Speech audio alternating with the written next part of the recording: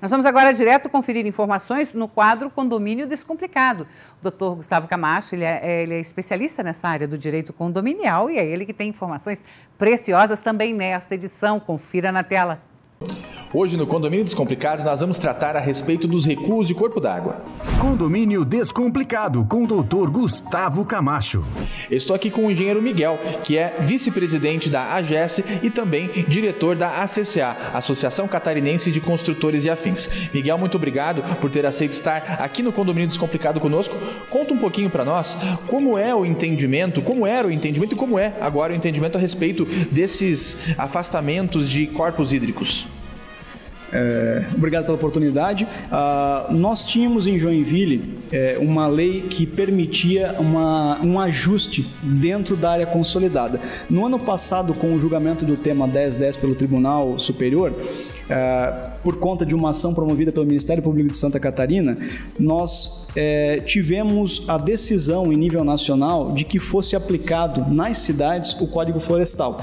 Isso gerou uma situação muito delicada para o ramo da construção civil, porque o Código Florestal ele tem uma aplicação voltada à preservação do meio ambiente. E quando você traz esse entendimento para dentro de uma área antropizada, que é o ambiente da cidade, onde já existem construções que remontam muitas vezes à fundação da própria cidade e que ao longo dos últimos anos foram avançando sobre essas áreas onde existem rios. Você tem, é muito comum você encontrar avenidas chamadas beira-rio, enfim, você não tem mais aquele entendimento de que aquele curso hídrico tem uma função ambiental.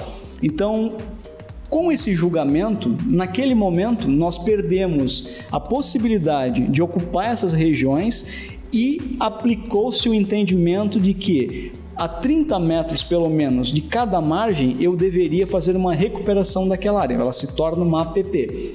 É incoerente do ponto de vista de desenvolvimento de uma cidade.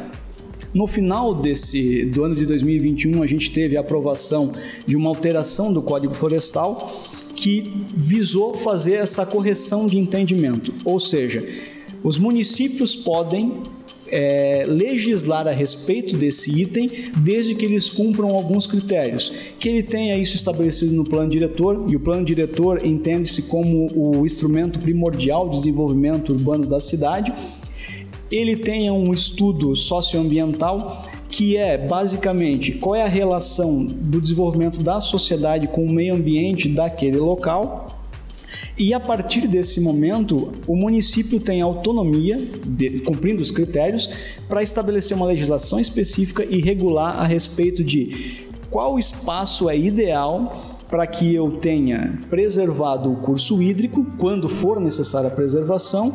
E, ainda que não seja mais uma APP, porque não tem mais a função ambiental, eu ainda permita que haja espaço para fazer as manutenções desses locais. Que tipo de manutenção é essa? Vou imaginar, se fala muito em rios, né? E você entende que é um rio importante para a cidade, um rio grande, enfim.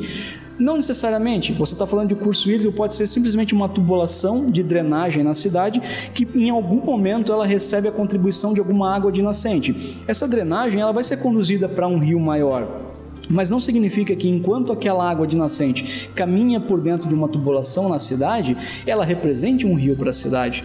Então, eu não preciso fazer uma APP, ali não existe função ambiental, só que eu preciso garantir pelo menos um espaço mínimo, caso haja necessidade de alguma intervenção pública para uma obra, uma recuperação, eu tenho esse espaço. Então a legislação ela veio a esse favor, né, trazendo de volta para o município que tem a maior capacidade de entender as limitações locais, as especificidades do ambiente, para que possa legislar a respeito e liberar a construção civil, porque ela é tão importante quanto a preservação, né? Ou seja, o legislador devolveu agora para a municipalidade a função de regulamentar esse assunto envolvendo os corpos d'água já nos ambientes antropizados. Isso impacta de maneira imediata os condomínios que serão edificados e aqueles também que já foram edificados e que tinham algum problema de regularização.